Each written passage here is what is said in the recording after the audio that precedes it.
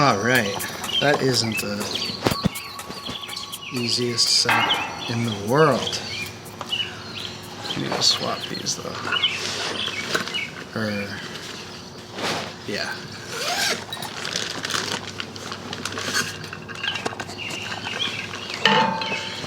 Go ahead and put that not on the table today. Not on the table. Slamming it.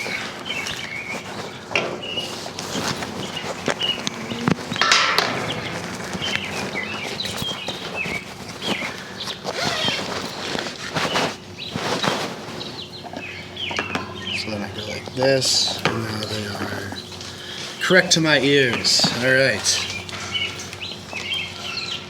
Oh, so right is right and left is left. Yeah. Yeah. Oh yeah, I still have that pair of mics that I made for you. I gotta get you. Oh yeah, Keep that's right. forgetting Yeah, about you that. gave me the adapter. Yeah, and then yeah,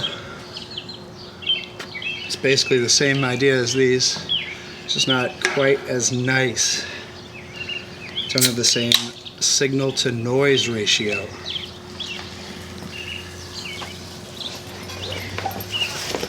Yeah, I've been landscaping the past 2 days straight. You done for a bit now at least? Yeah. Okay. Yeah, I just pick up Hot shifts as like shit. So what? it's gonna be hot as shit. Yeah. So. Yeah, my buddy Tim, he runs his own landscaping company. He's a super sick jazz drummer. That's his like main thing. But yeah, I used to be my roommate, and he like specializes in like organic, like really careful landscaping. So with all the clients he has have absolutely gorgeous houses, gorgeous lawns. Is that Salisbury Hill today? That was, yep, I was up seeing how the other half freaking lives. Oh shit! I have no idea how that happened. Sorry. It's probably mine. Wow, Chris, that is a welcome. That is absolutely, there's no better taste than the taste of a crisp, run-of-the-mill light beer after doing manual labor all day. It is. I figured you'd have water handled, but I was like, Yeah, this is my second gallon, dude. Second gallon of the day. Yeah. It's I'm beat, but you know what? It's gonna make the podcast interesting because my brain doesn't work. I haven't looked at our planning document even don't once, worry. and I am gonna go completely off the dome. Phone's in the car. I got a lot to talk about though. good, perfect. I've got a fun story that we can spend a little bit of time on towards the end. I've got a real quick hit, and then a little bit more of a marinade on I guess a not depressing topic, but an interesting little Worcester story that I found. I pulled it out a couple weeks ago, and I've been so interested in it that I've been doing a little bit more research on the topic. But Bill, first of all, would you like a radish? I would love a radish. You want a big one or you want a littler one? Big one. Okay. For sure. These are the first radishes out of the garden. I have not had one yet.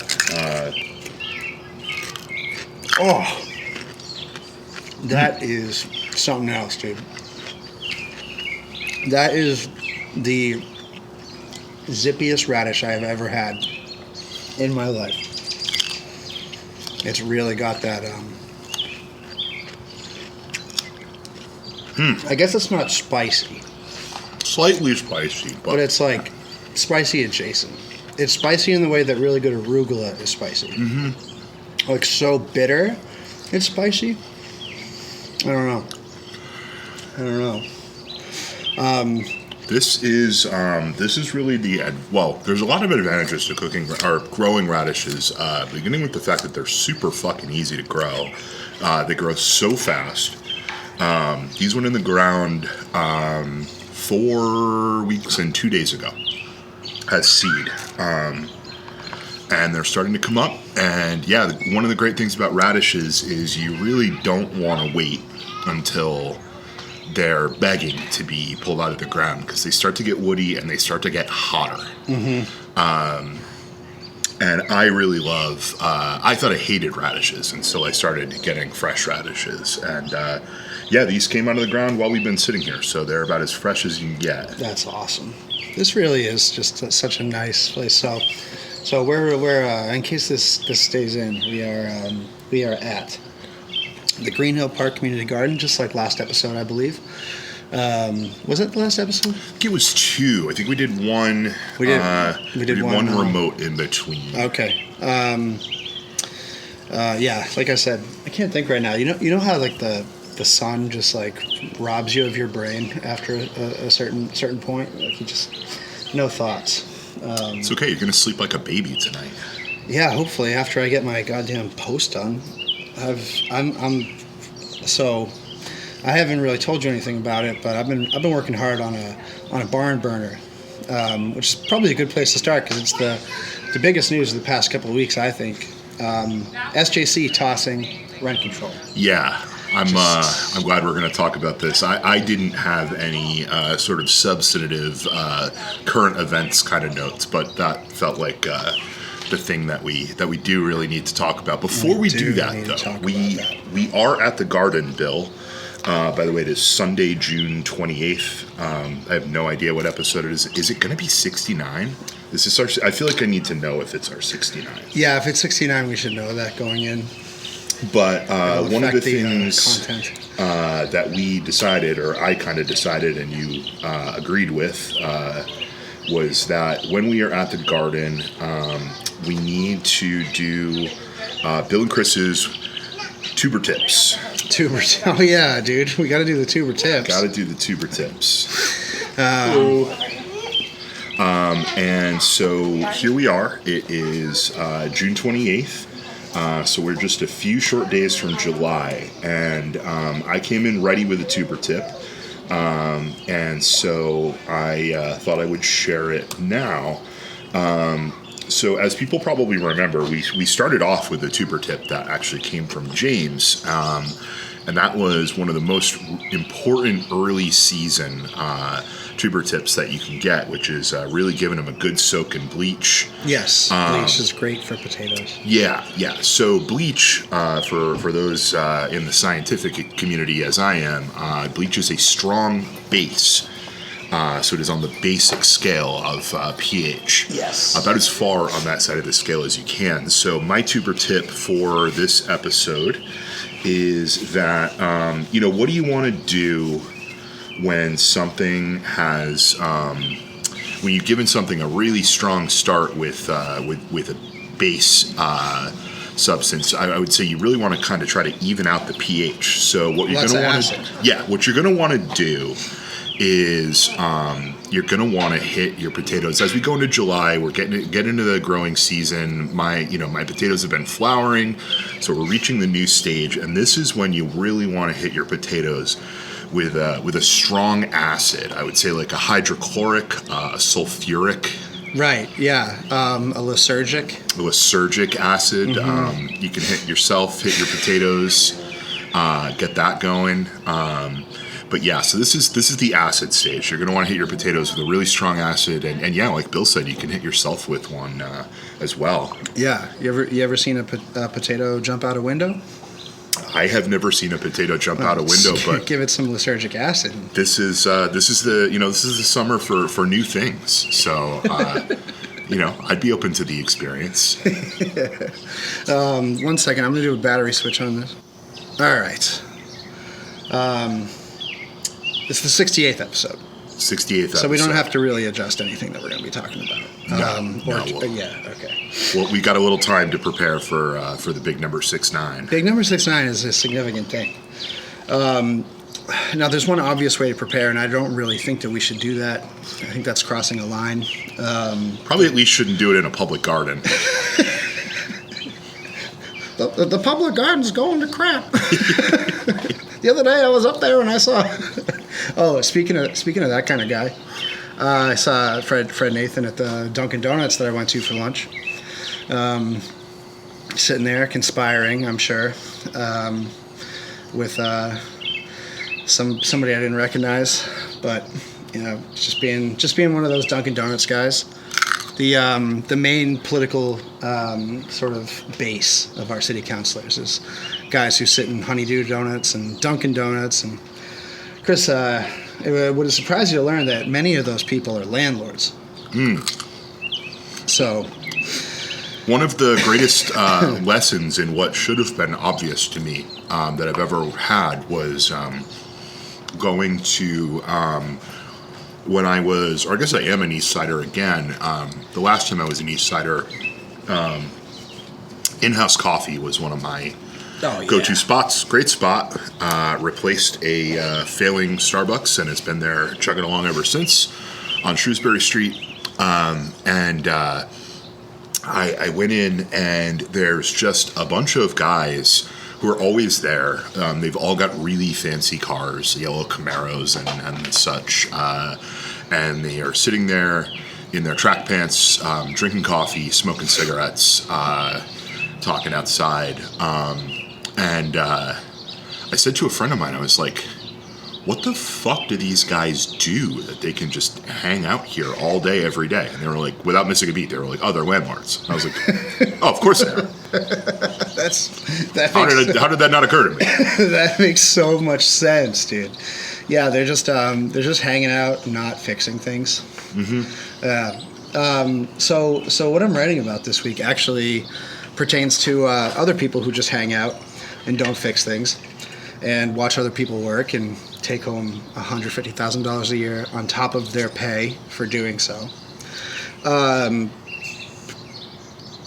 So let me set this up. SJC on this last week, Wednesday, SJC throws out the entire rent control question on a technicality, ruling on a lawsuit filed by ostensibly for citizens of the state, but very obviously it was the Greater Boston Chamber of Commerce, mass landlords, and all of the other sort of real estate lobbyists that make up the real estate lobby in Massachusetts. The technicality on which it was thrown out, the religious exemption.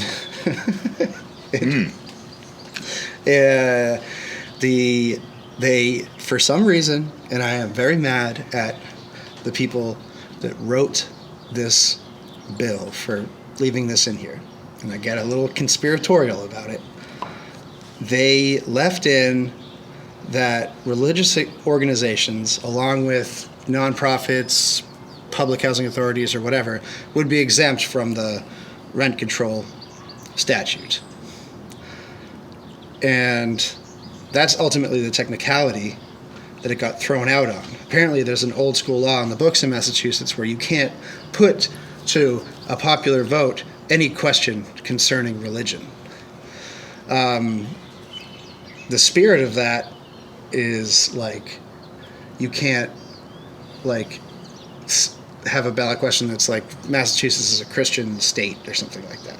Like you can't like, but the judges interpreted this as being in violation of the religious exemption or the religious ballot question law.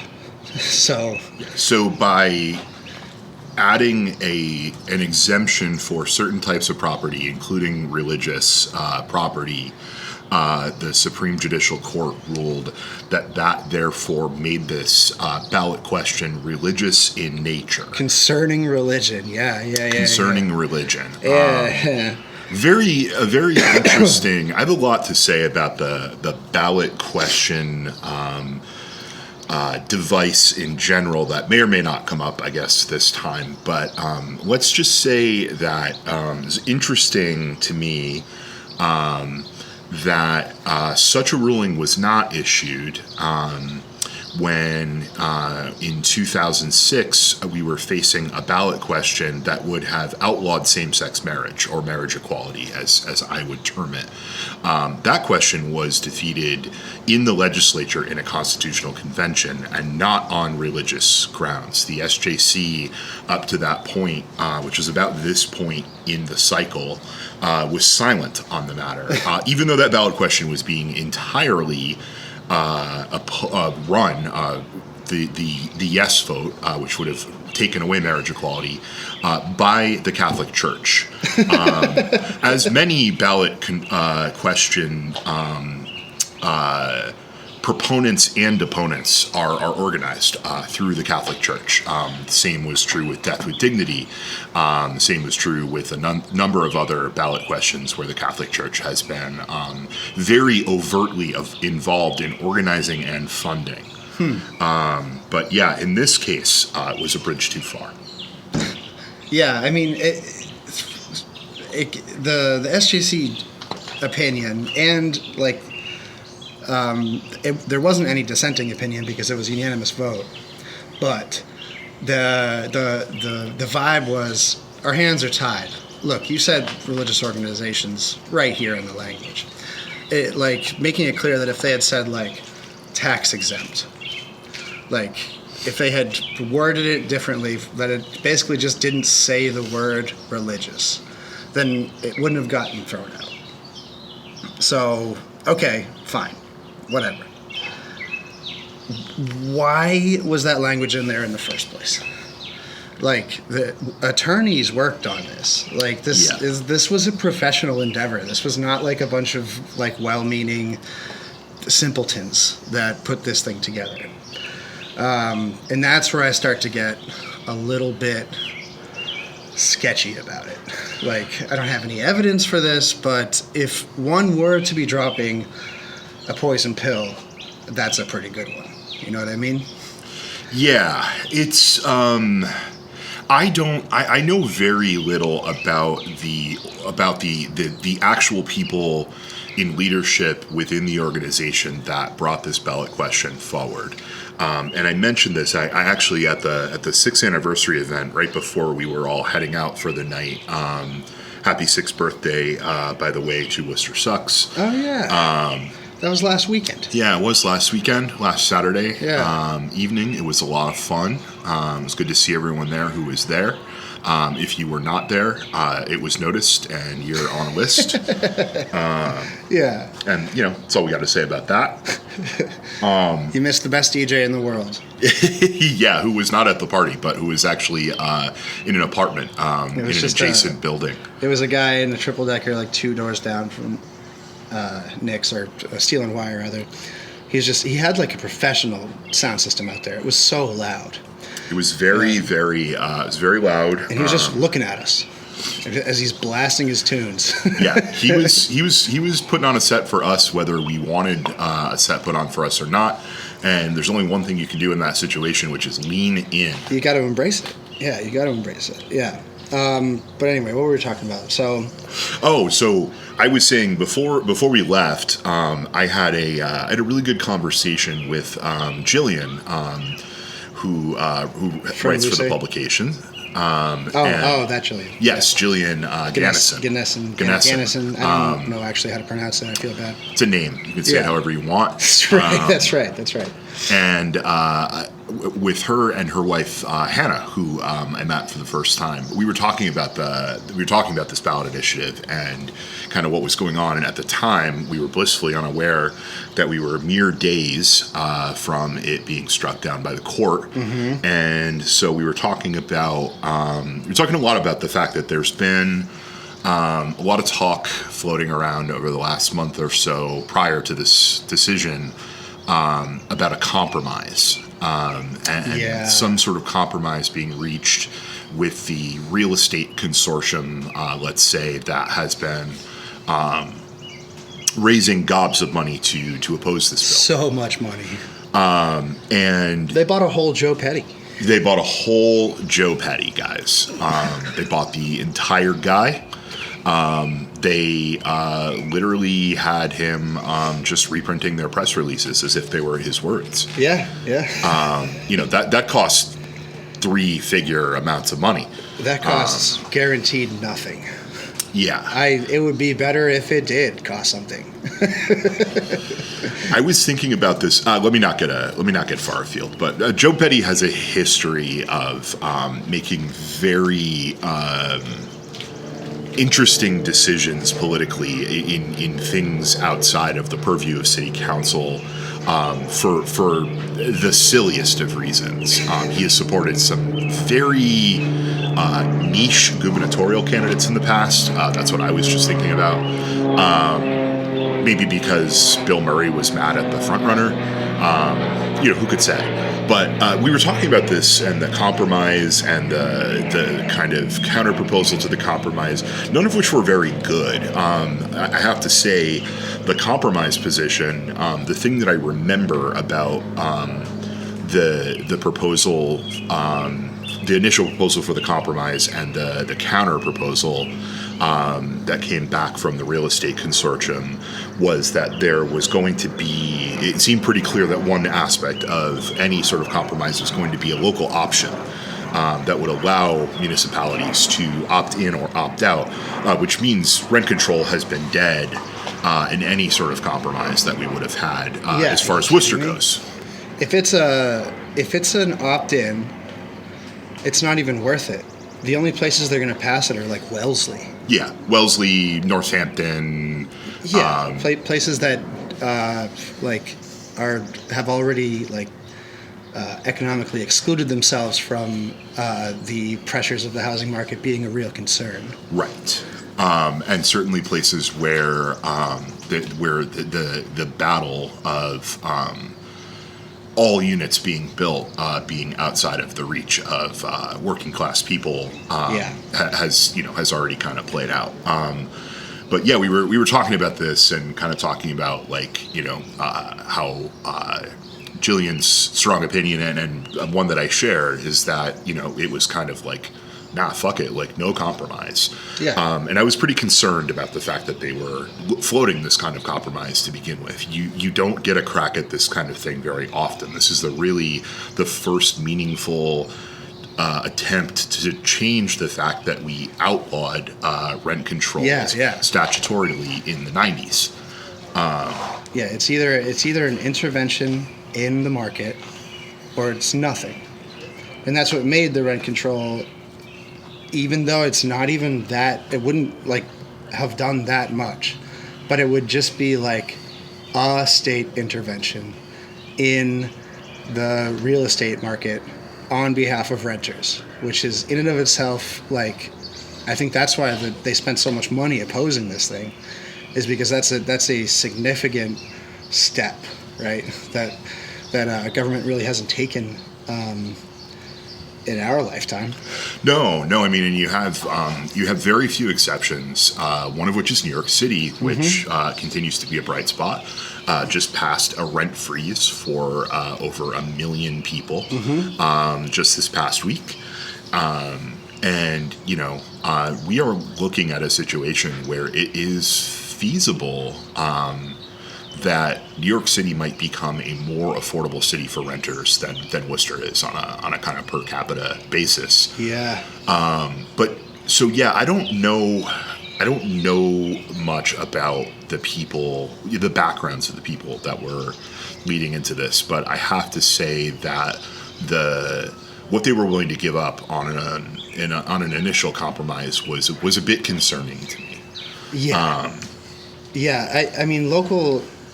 If you are, you are either a rube or you're evil if you think that local control is something that could possibly benefit a regular person in any way.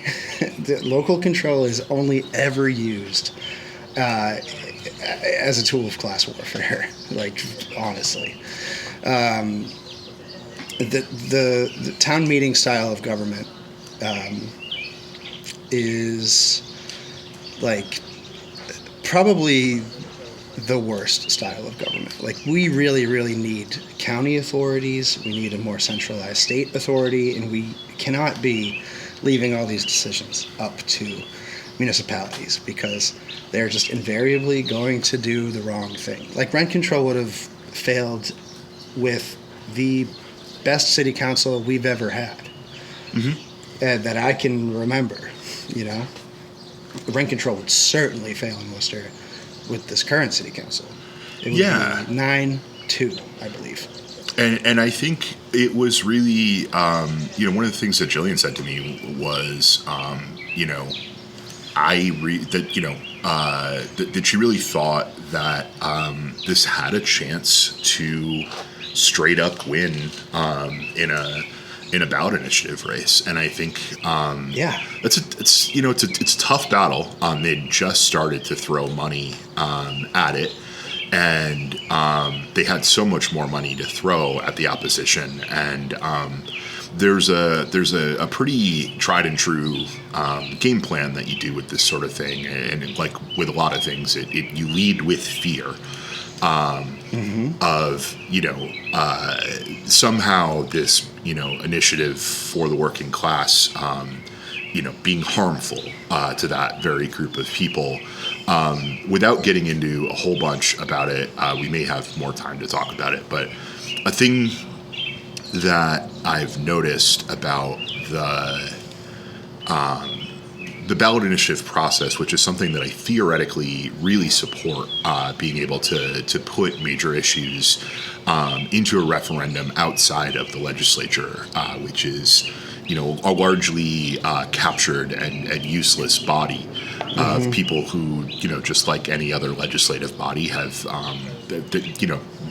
we are outdonated to them by corporate interests. And that was, certainly, there's a reason that the legislature has treated this like lava. Yeah.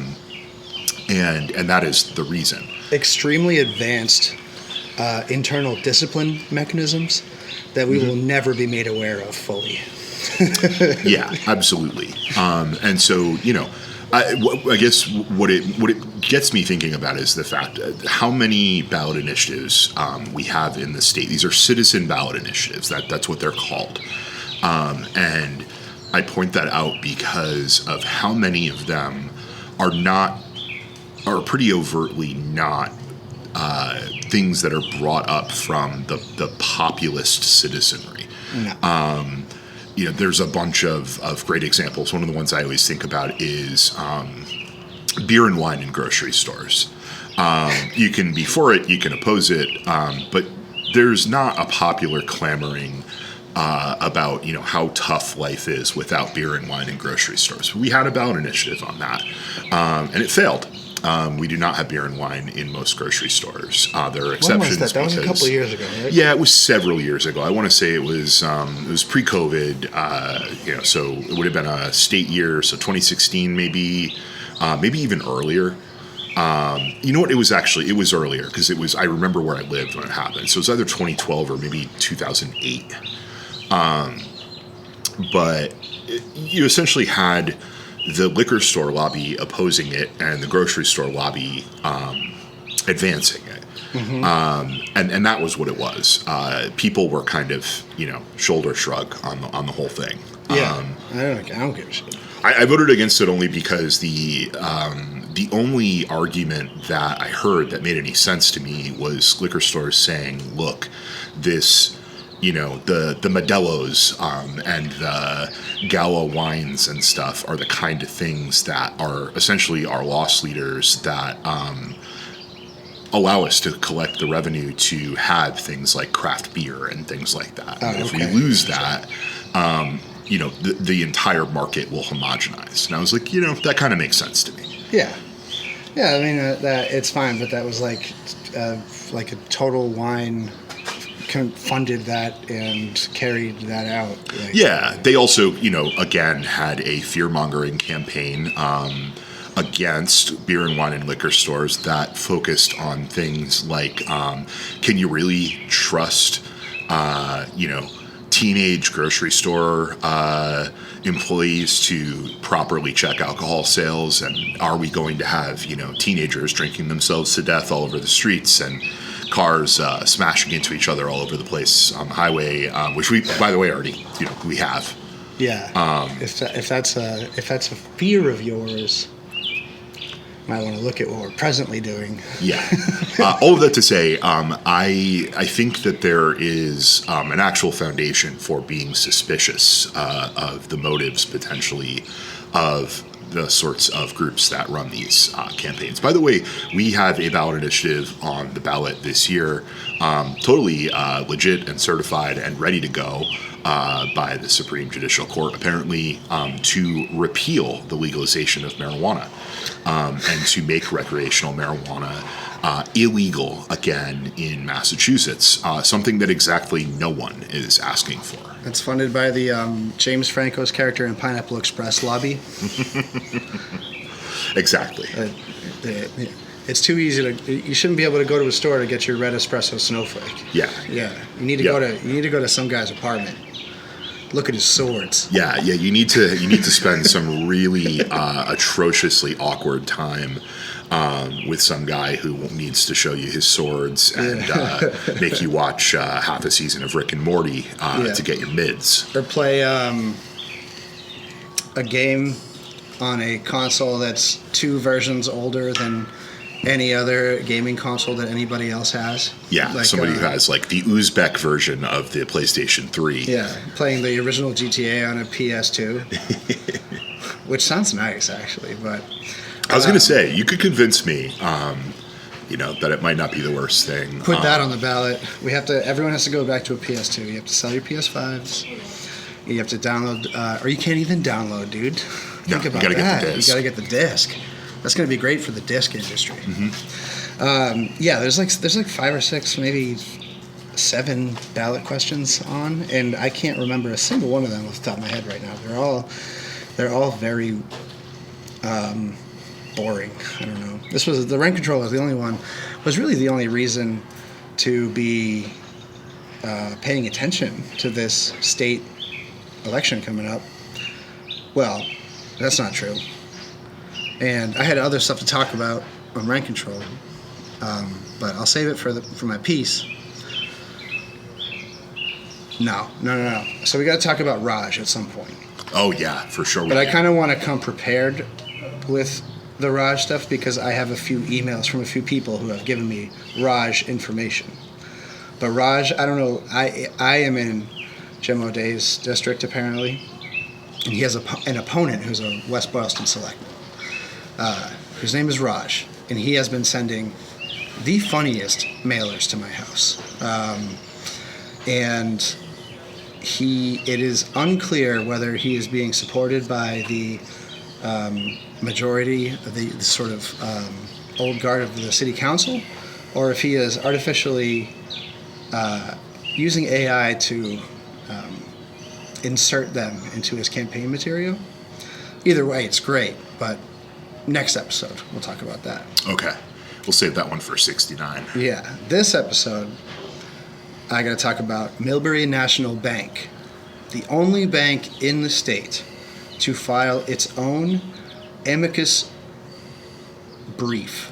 Amicus something. Amicus, another word that's not English, brief, in the rent control case. It was written by mass landlords, paid for by mass landlords, but they didn't include it in mass landlords' amicus brief for some reason. But they also said they didn't have enough money for their own attorney to write their own brief, which is, if you have money in Millbury National Bank, maybe take it out, because that's worrying.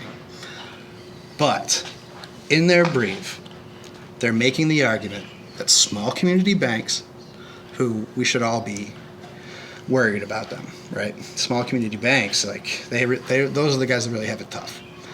They wouldn't be able to write loans to small community landlords if the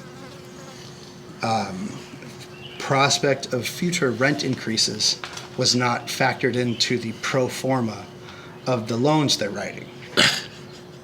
So this is an argument of hardship that they delivered to the SJC, toward which the SJC was apparently sympathetic. The example that they use to demonstrate that hardship is 3 4-unit apartment buildings sold to a Worcester police officer in Worcester, or like they wrote the loans for 3 4-unit rental properties to a Worcester police officer in Worcester. I'm reading that, and in my head I'm going ding ding ding ding ding. That's Anthony Petroni. Turns out it's not Anthony Petroni. There's another one. There is another Worcester cop slumlord. Oh yeah, there's a few. Anthony Petroni's bank loans are written through a Unibank, I believe, and it tied the room together nicely for me in a few ways, but the sheer fact, the remarkable fact is that small landlords can't get loans if they're not doing exorbitant rent increases.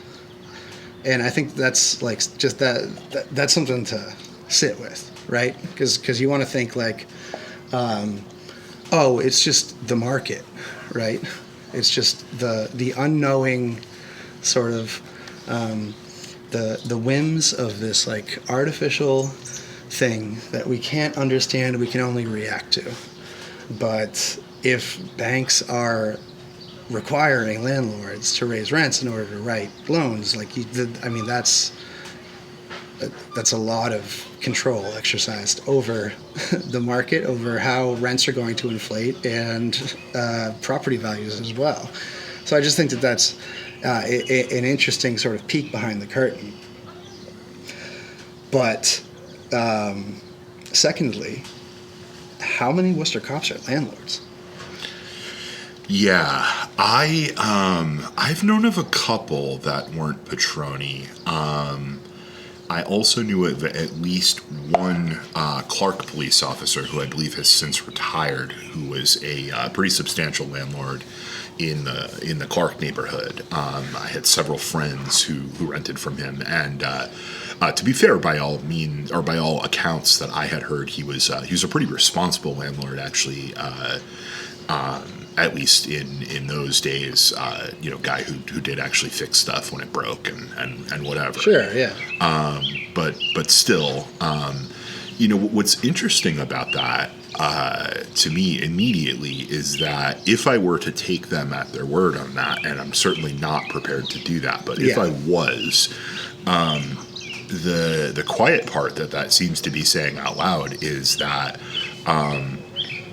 actually a substantial portion of the valuation of multifamily properties in the city, which have skyrocketed over the last several years, is based on pure speculation about the rent also continuing to skyrocket. That the only thing that is actually making multifamilies worth $800,000, $900,000, $1 million plus dollars is the fact that rent will just be allowed to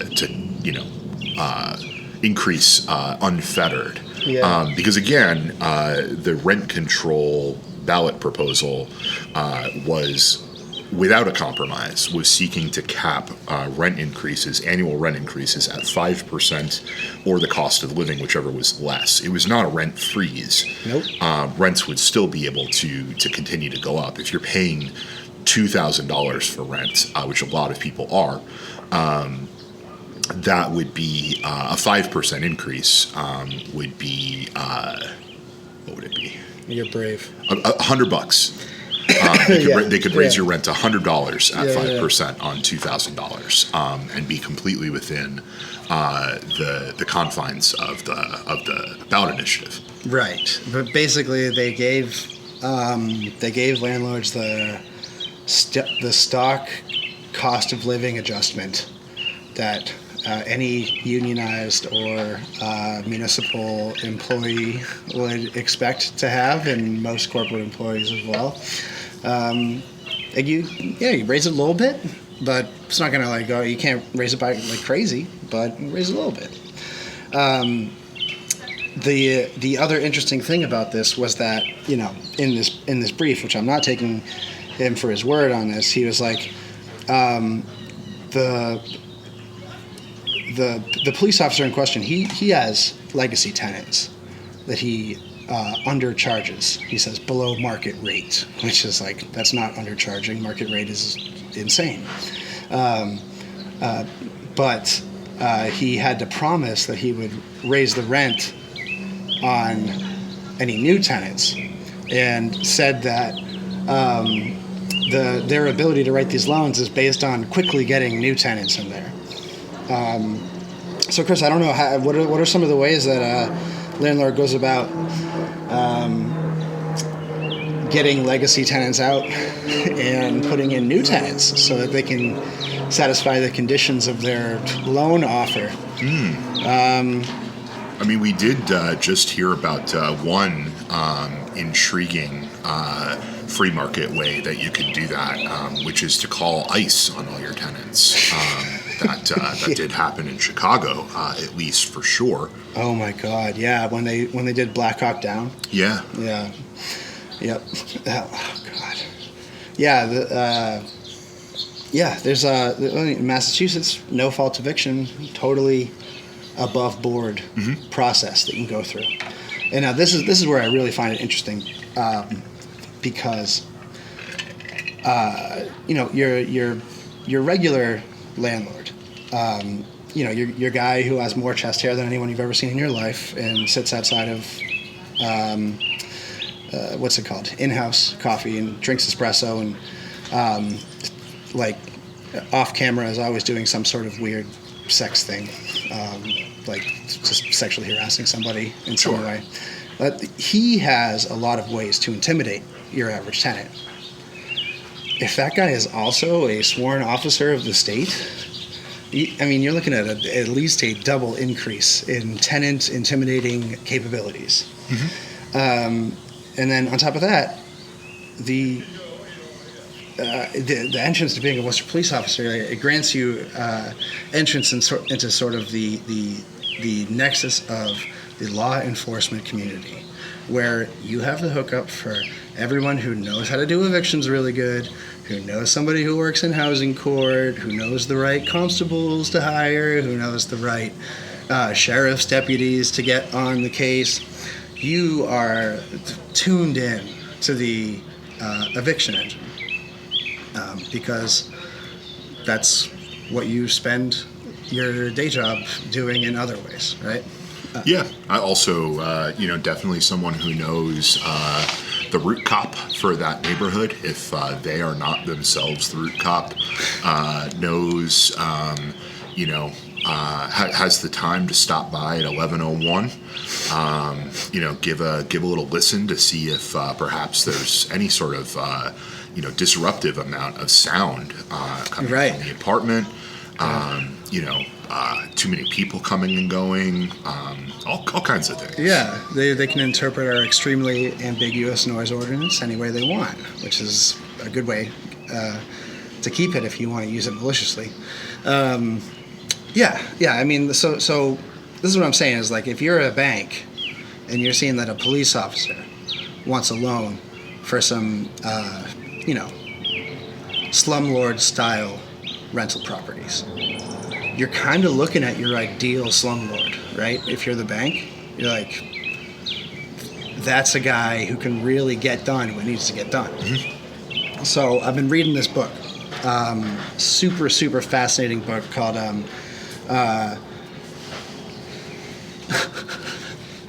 like I said, my brain is fried. Neil Smith is a English geographer. He wrote a book called Gentrification: The New Frontier. And he makes the very compelling argument that gentrification is a set of policies as a financial instrument. And granted, he's doing this in '94. is an extension of the westward expansion of the United States and the need to be always opening up new frontiers. Once we ran out of free real estate in the Matt Crispin sense, we needed necessarily to move to the cheap real estate of underinvested in urban cores.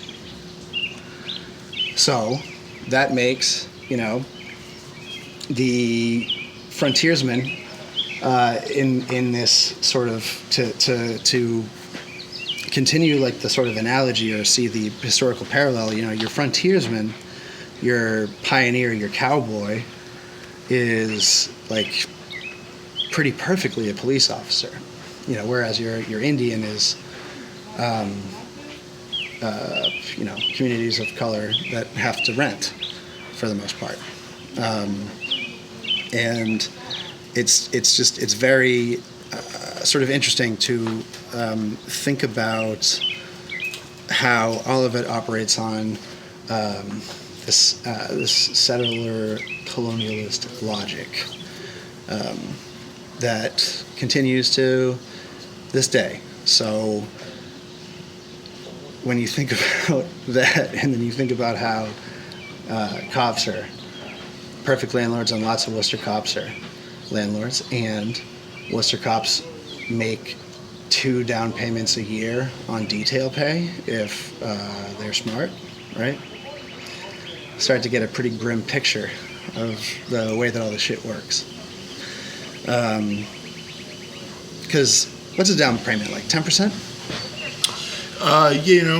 The 10% I think is where you need to be if you don't want to pay the PMI, just a mortgage insurance basically that you have to pay if you are under down paid.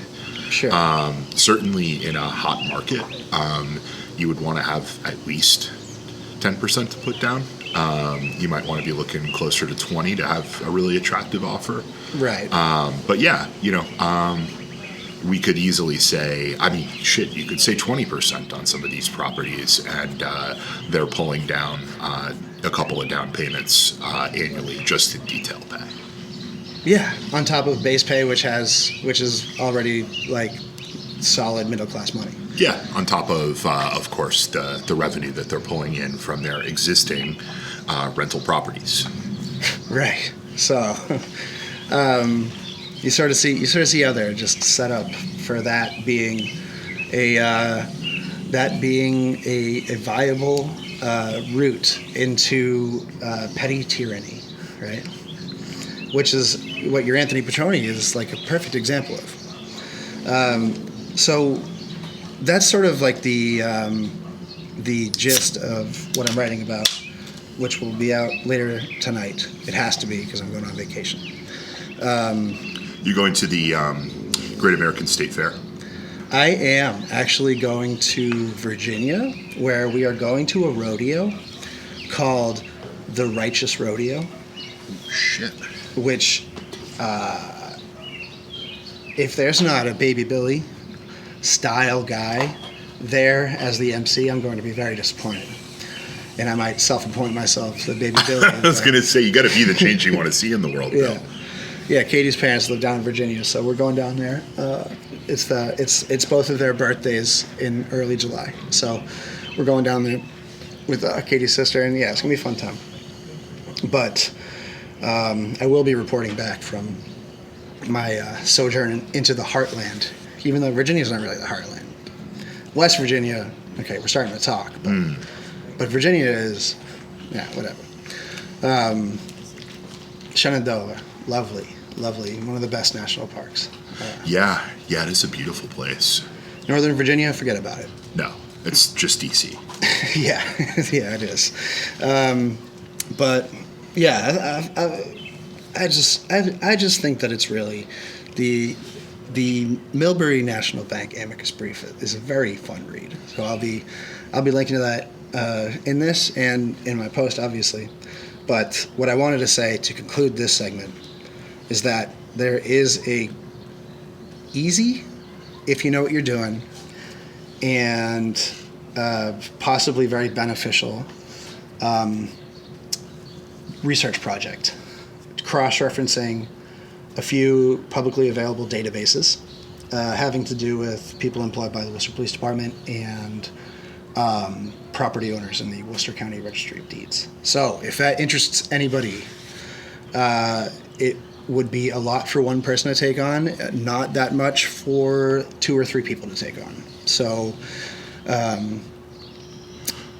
reach out to me. All of you folks who had been planning to get out there and put in work in support of this ballot initiative, guess what? I got a new one. Got a new job for you. And furthermore, I understand that they have to, be ready to pivot to a message besides like, oh fuck, we just got stomped in court. Fucked up really bad. But one of the biggest reasons that you should no longer take those people seriously is that their pivot has been to say, well, we lost our chance on this ballot initiative this go around, but now that means it's time to push the legislature into passing a rent control bill. That is cap and cope. And you should not take anyone seriously who tells you that. Yeah. The ballot question was your leverage. Yeah. What's happening now?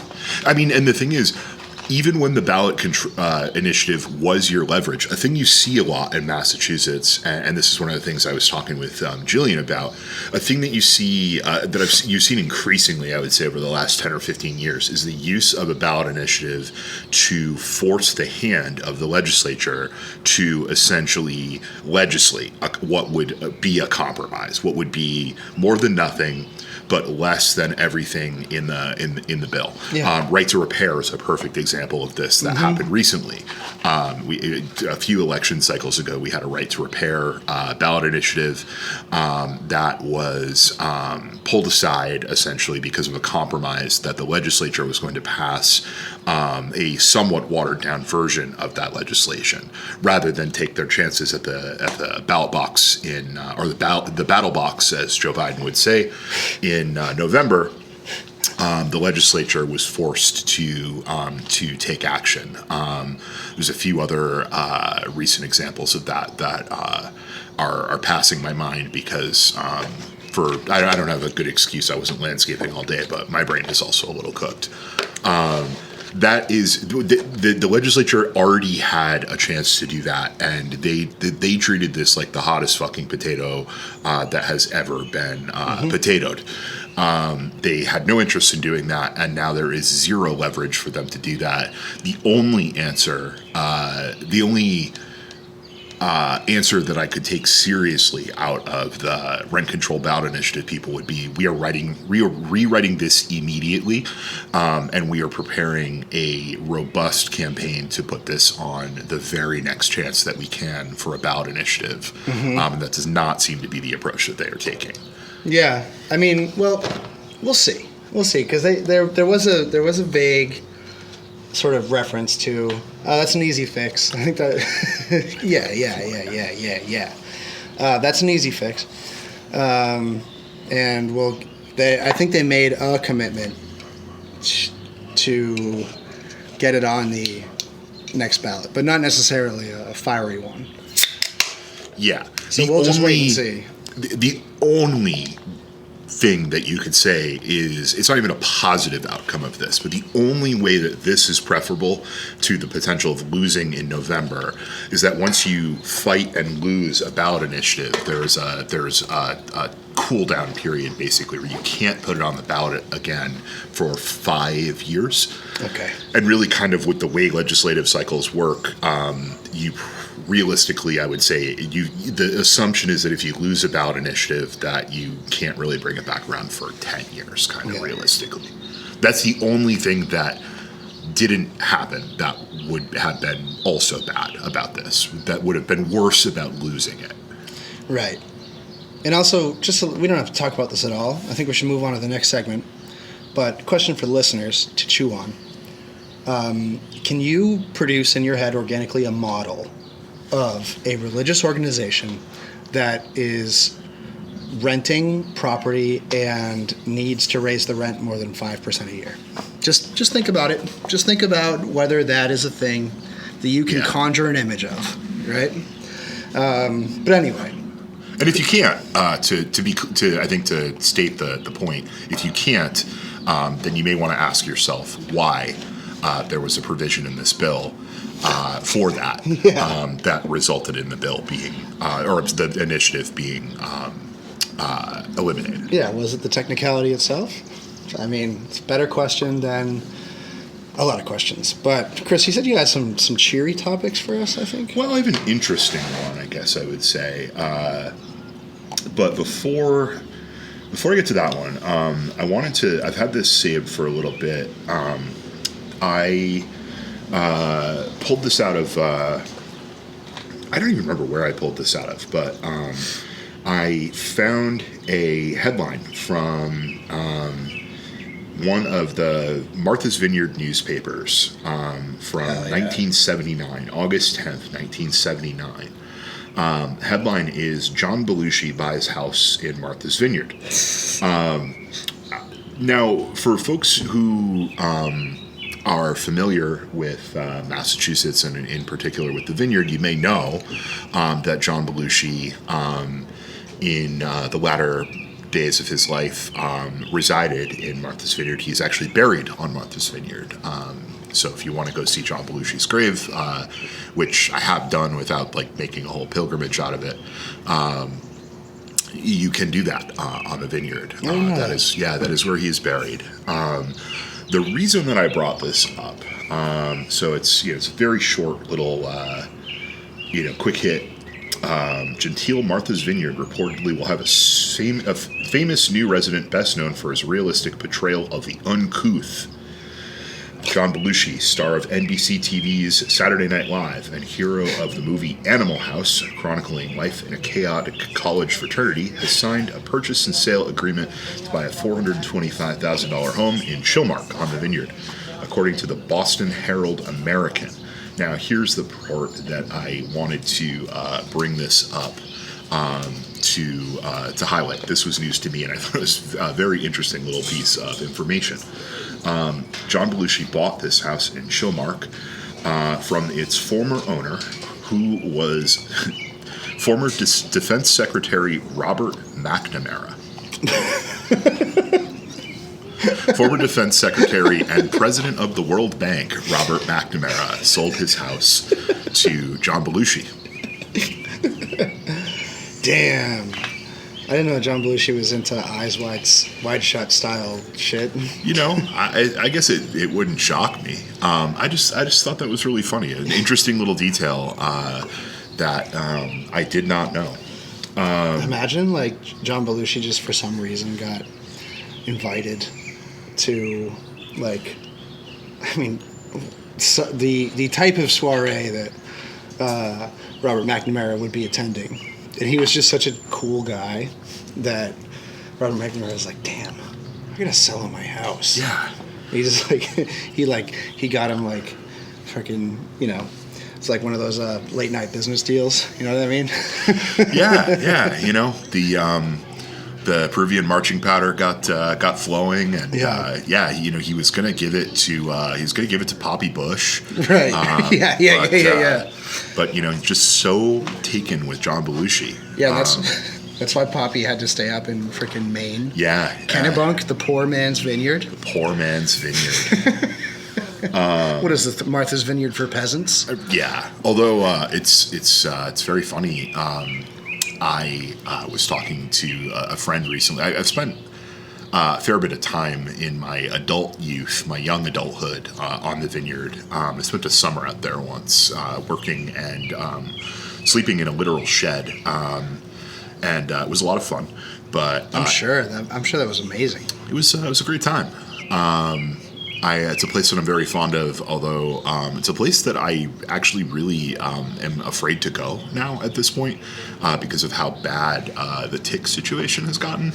In particular, is it really bad on there? Really bad, and it's one of the places that has a huge outbreak of alpha-gal, which is the one that makes you allergic to red meat and dairy, in some cases deathly allergic.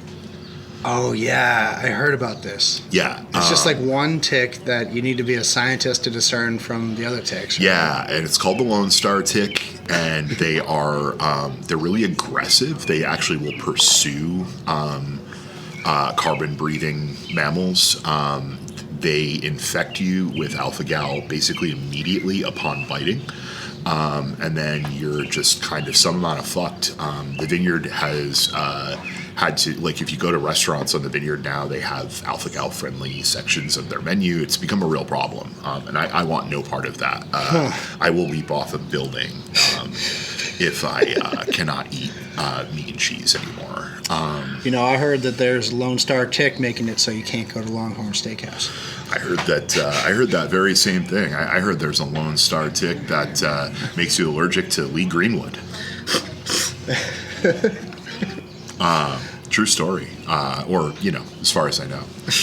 I guess my closing thought on that was kind of to the point of what you were saying. I really wonder what you find in the basement and shed of a domicile that was owned in sequence by Robert McNamara and then John Belushi. Yeah, there's just like a memorabilia box full of pictures that just says Iran-Contra affair.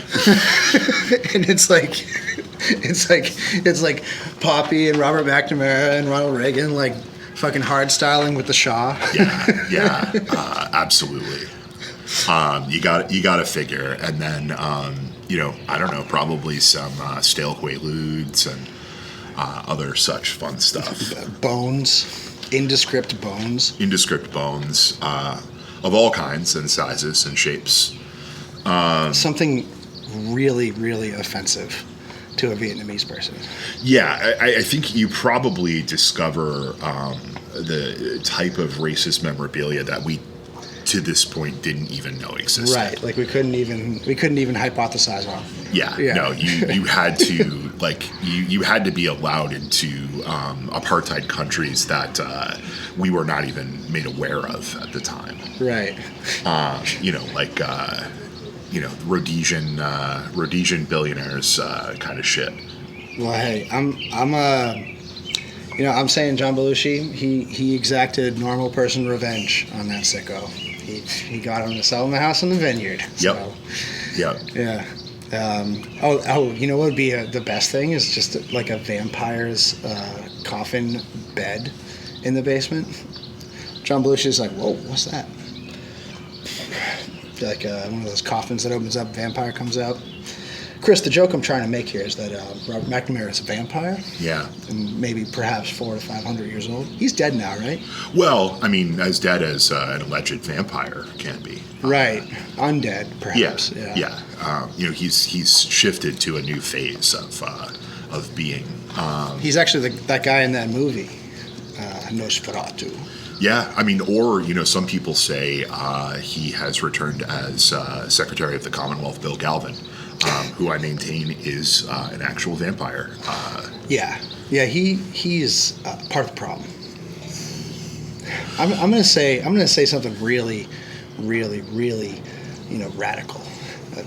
I'm starting to think Bill Galvin might be part of the problem.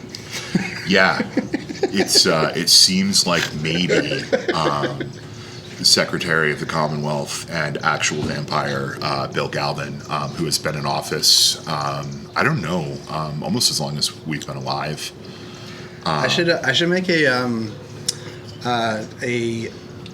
sub, like a sub page of Worcester Sucks that has a ticker, like year, month, day, minute, second, hour in there somewhere.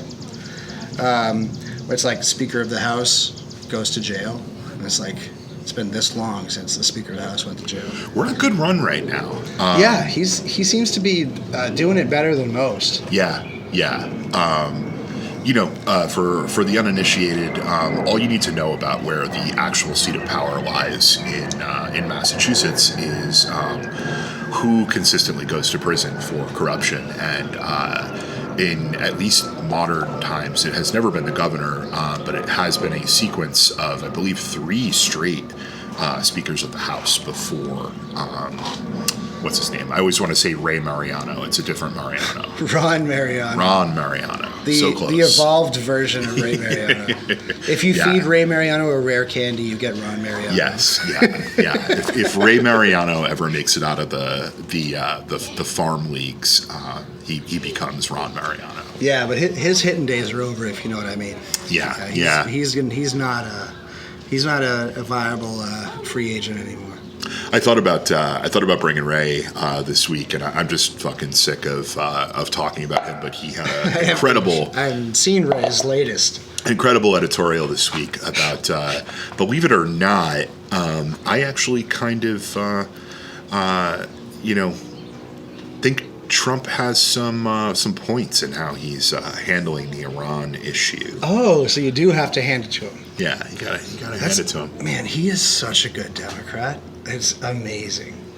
It's incredible. It's like you see this guy and he's going off all the time on respectability politics and how Trump is violating all of these sacred, long-standing norms.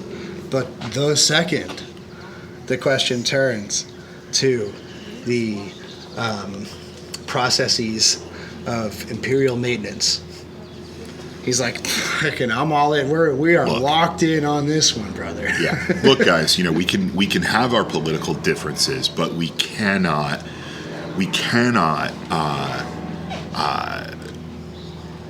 oblige an authoritarian dictator who jails and executes political prisoners like only the Shah the Ayatollah of Iran would do.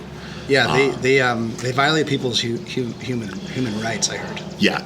I mean, they send people to prison for decades for things like peaceful protest, distribution of zines, or maybe just moving a box of them from one place to the other. Yeah. Yeah. That happened in Iran, right? Yeah, that happened in Iran. Yeah, that would never Prairie happen. Land. Prairie Land, Iran. That would never happen in the USA. No, it would never happen in the USA. You definitely would not have a judge giving out triple-digit numbers of years to people who are opposing the violence arm of the federal government. Yeah, I love to live in a place where I express my dissent without significant ambient fear about how this will come back to bite me. Yeah. I think that it's really nice that we have free speech in an effective sense here, and that there are certainly no unspoken professional consequences meted out by the public and private partnership of the corporate world in our state, because that's not American. No. It's very good to be in a place where we don't have an overt attempt to set precedent that basically any sort of political activism that is not in line with the current and even some former arms of the state can just get you sent away to federal prison for the rest of your life. Not trying to use RICO charges and situations like that to say that someone who moved a box of zines is equally as culpable as the most culpable person, because basically Antifa are it's the five families. Yeah. Here in America, when there's college protests, there's not gangs of thugs that descend on them and beat the shit out of them or anything like that. Yeah, ruin their lives, deport them, make sure that they can never have a job, try to send them to prison. Make doxing websites, that sort of thing. You think Steve Schimmel's in on that? I mean... Talk about unforced errors. Yeah. What were we talking about? I'm not sure, but it was definitely taking place in a video game and for parody purposes. Mm-hmm. And Steve Schimmel is a fictional character in that video game and has no relation to any real person who is involved locally or otherwise in anything. Right. Yeah. No. Absolutely. Any likeness is purely coincidental. Any likeness is purely purely coincidental. Absolutely. I love living in a country where you don't have to say stuff like that. Yeah. It's very cool. How much we get to talk about Minecraft and Greek plays and those sorts of things, just to have very basic conversations about the environment in which we live in and the people who control it. Yeah, and the best part about our great nation is that our air and naval military apparatus totally punches above its weight. Mm-hmm. And we make very good decisions on how those are deployed. Yeah. This isn't. We punch so far above our weight, it's crazy. Dude, I have to say I have this other thing, but I just have to say, and this isn't a podcast where we generally spend a lot of time talking about things like Iran, for example, but I read this account of one of the pilots who flew one of the bombing missions on one of the U.S. air bases in Kuwait. Iranian pilot. Iranian pilots, by the way, are flying F-5s. They're flying aircraft that are older than our parents. Yeah, like original Top Gun. Yeah, like literally original Top Gun. Aircraft that are decades and decades old.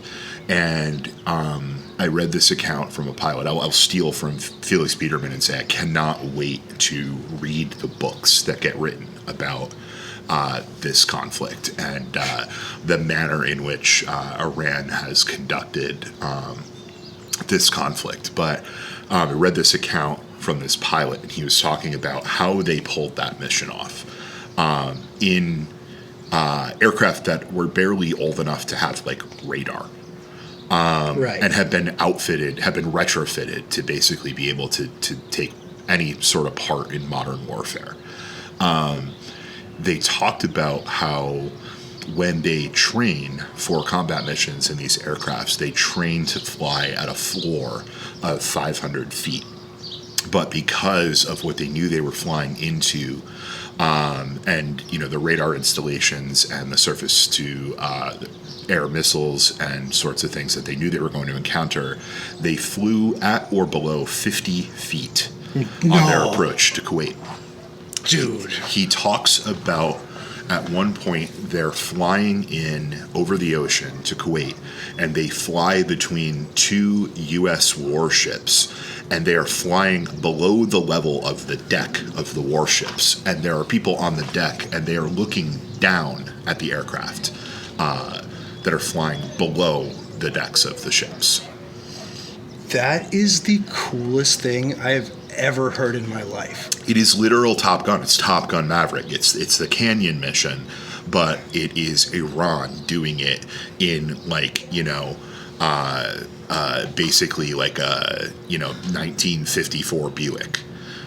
Which will segue nicely into what I have next. Yeah. By the way, also did the entire mission in radio silence. Okay, yeah, you got to move on before I start saying stuff that's actionable for sedition. Let's just say, very, very interesting to see the entirely predictable outcomes of what happened there. I don't remember if I've brought it up here before, but there was a military exercise that was done in the 90s, or in the early 2000s rather, called the Millennium Project, where they simulated a war with Iran. And it went so badly for the United States because of a general using irregular warfare in exactly the same way that you could predict that Iran would do, that they had to stop the exercise and completely rewrite the rules so that the U.S. would win. And obviously we learned all of our lessons, and that went really well for us when it happened. All right, so I want to tell you about an actual 1950s vehicle called the Survival. The Survival. Like sir as in like an English knight? Yeah. Yeah, exactly. Spelled that way. Survival. The survival, as Sarah Barnacle, I believe, who writes Worcester County Wonders, called it the safest car that never was. Bill, I'm going to show you the survival here. There it is. Dude. And the reason we're talking about the survival is this is a car, this is a prototype that was designed right here in Worcester. Dude, if cars looked like this because of Worcester, it would be our greatest achievement. It truly would be. This is the most fundamentally not like what cars look like car I've ever seen. Yeah, so this was a guy who, in the post-World War II era, in the boom, was attempting to... Oh, we got an ice cream truck. Shit. Dude, no fucking... Don't... I'm too hungry for that. Yeah, I don't think he'll come up here. Yeah, you better fucking not. My ass ain't paying $6 for a Choco Taco. I say now. Have you seen the video of the two Irish girls? I think you showed me that. The £9. Yeah, okay. yeah. All right. Yeah. I was going to say we should. I'm going to put a link so you can insert the audio. Okay. Because this is the perfect time to do that. Girls, what's just happened? So, there's an ice cream van there selling just 2 ice creams with 2 chewing gums in it. Yeah. For bloody £9 for 2 of them. £9 for 2? Yeah, £9. That is going to get nowhere. The one that comes on my street is either £1 a p or £2. That is going to get nowhere with that. No, he ain't, is it? No, he ain't. That's well bad, isn't Yeah, you it? should know. And he only does bloody card. Stood there with my cash. Bloody hell. That's well bad, isn't it? Bloody well bad. Yeah. Yeah, bet he can hear me.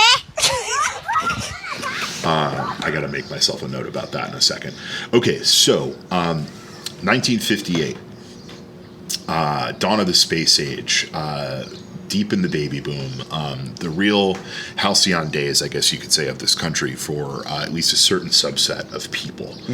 The first satellite is launched, the first underwater journey to the geographic North Pole. We're in a real exploratory kind of mode. Yeah. We're trying out new things. And a gentleman named Walter C. Jerome, Worcester's own, took his concern about rising traffic fatalities, sound familiar, anyone? And put them into action, creating the survival. I'll read from the article. This design was meant to be revolutionary for the automobile market. Nothing like what was being manufactured in Detroit. His design would be the ultimate in safety. Dude, With it help does not look like that. I mean, it's an idea. It's brainstorming. There's no bad ideas in brainstorming. With help from students at the Worcester Boys Trade School, now the Worcester Technical High School, Jerome transformed a 1948 Hudson, bought at a dealership in Bellingham. Survival is one man's effort to create an automobile for safety, Jerome wrote in An Adventure of Safe Motoring, an article published by the Hollow Boring Corp, of which he was the president. No. I thought that was very funny, given our current oligarchic trillionaire class. Damn. And Elon Musk. All right, yeah. Scroll up and see if this guy looks enough like Elon Musk that I can propose the theory of nah. He just kind of looks like one of those dudes. He looks that like you'd see in the 50s. literally every guy from the 50s looks just like that. He looks like Mitch McConnell from the 50s. Yeah, his tie is somehow too short and too long. Yeah, at and the too same skinny. time. And then too fat. And then too fat, too skinny at the top, too fat at the bottom. So for the listener's benefit, let me describe this car. This car is if you took a normal, big boat-style sedan, and you put a turret in the middle. Yep. That it has a turret between the engine bay and a, I guess you would say personal submarine aesthetic cockpit in which the driver is hermetically sealed to the point where there is an air duct and other things that were pointed out in that graph that was at another place in the article. but it seems the way that this turns is sort of like a trolley car would. Yeah, it's articulated. Yeah. Much like a like a large bus or some of those cars on the Green Line that bend in the middle. Yeah. The obvious the thing that is striking to me as a safety minded person in an automobile, it seems like there's zero way out of that thing. I believe you go in and out through the hatch. I'm not 100% sure though. Like if it opens, does it have like a jet eject? It's a good question. Dude, imagine if that's the way history went, where if there was a car accident, you get ejected You just eject up out of into your- the sky, and then you have a Your parachute. parachute back down. The things that could have been. Just don't get in an accident under a bridge. Exactly. Yeah. Or under anything, I guess, really. In your garage. Don't press the button by accident. Yeah. So the car featured two distinct sections. The engine and front wheels, and separately the main passenger cab. Jerome argued that a two-section design would be safer if a collision were to occur and to further protect the driver and potential passengers by absorbing the shock of the crash. The driver's section was a full 3 feet higher than the rest of the vehicle and offered a 360 view of the vehicle's surroundings. He talked about this, and many others talked about it in observation, exactly what you were saying, just that it was designed to be kind of like the turret and periscope area of a submarine. The Survival also included safety belts, which were a novelty at the time, were not included in automobiles, built-in roll cage, rubber bumpers, a heated windshield. I have another thing to tell you about the windshield.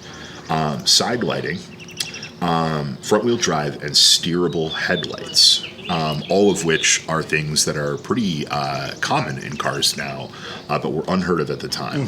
In a lot of ways, this is really the story of someone who was ahead of their time in their design choices. Yeah. This car, would you believe it, was actually slightly shorter than a standard vehicle at the time. It was 17 feet and 3 inches long. Which was shorter than the average length of an automobile at the time, which was 18 to 19 feet long. Boat numbers. Cars were really putting up boat numbers in the 50s. They really were. Yeah. Anyway, yeah, some of the things that this car had, as they talked about, seatbelts, a roll cage in case it rolled.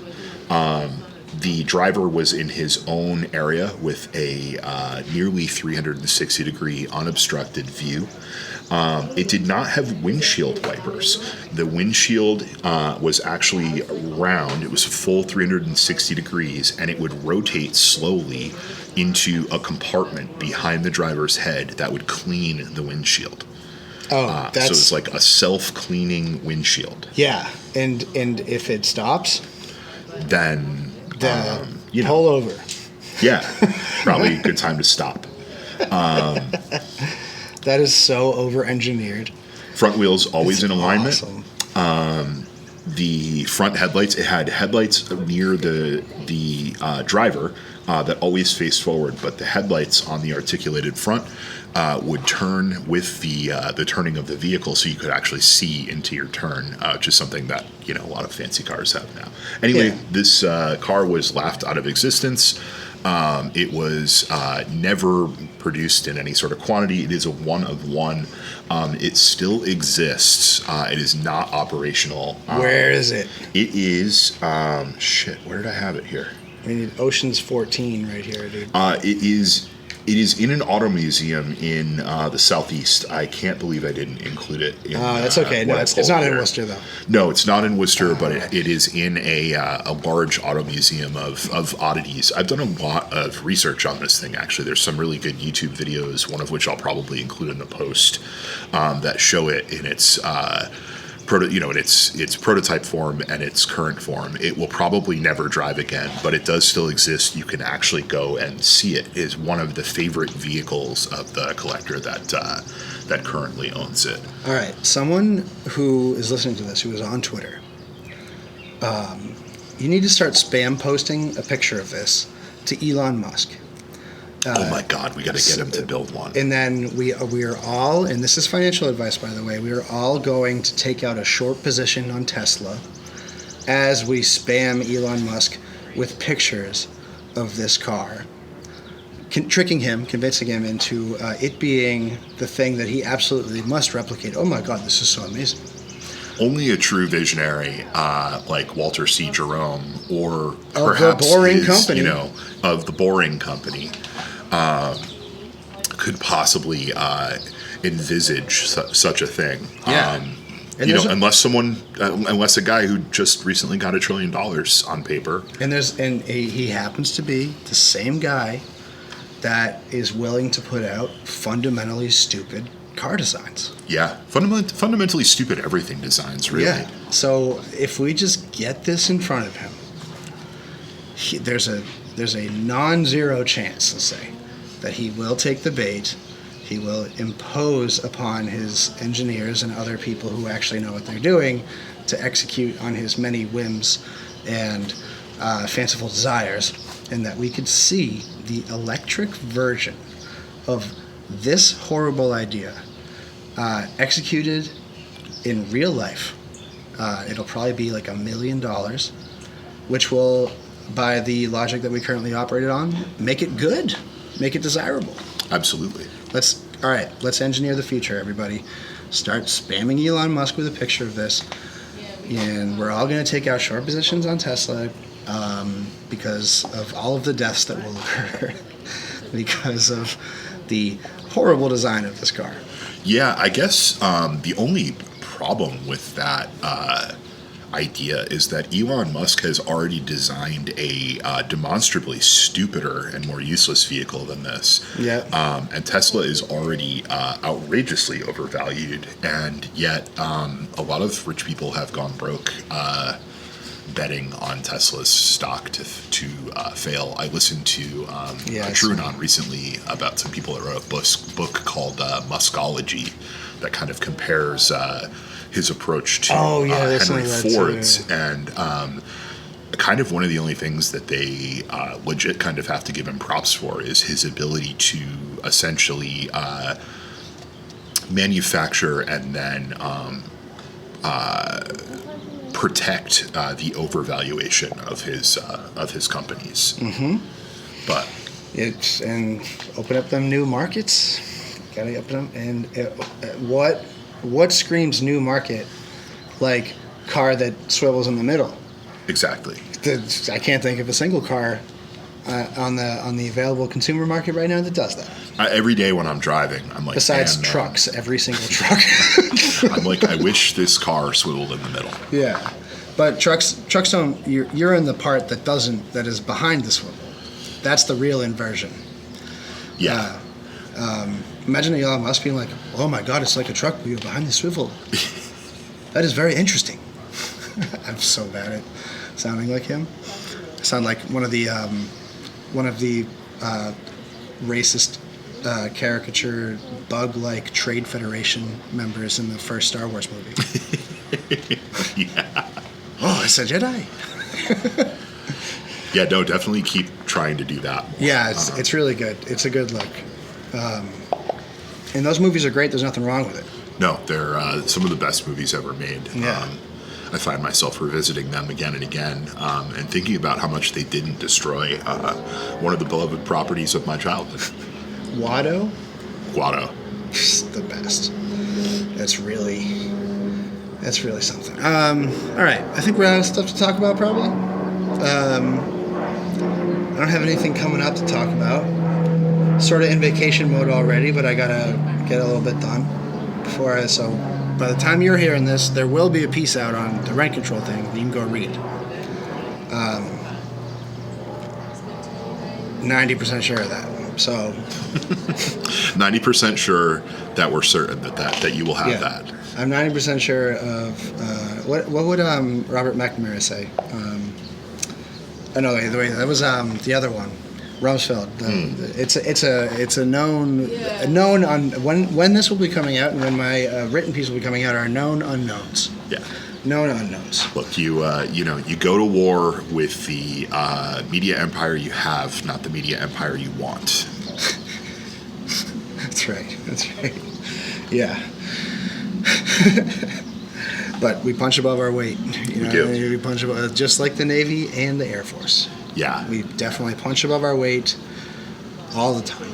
Been a really good year for those guys. Yeah, been a really good year for those guys. Not much more you can say about it besides banner year for those guys. What else can you say? All they do is win. All they do is win. All right. We'll talk to everybody in a week, maybe 2, because I'm going on vacation. So see you when I get back.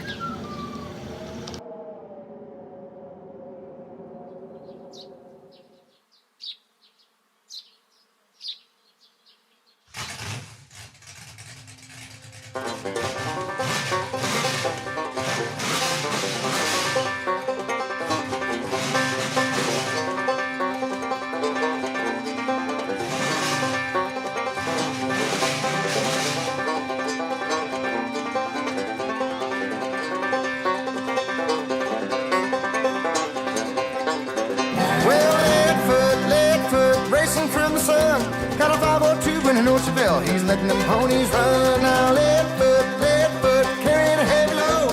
Now don't you step out in the way when he's racing down the road.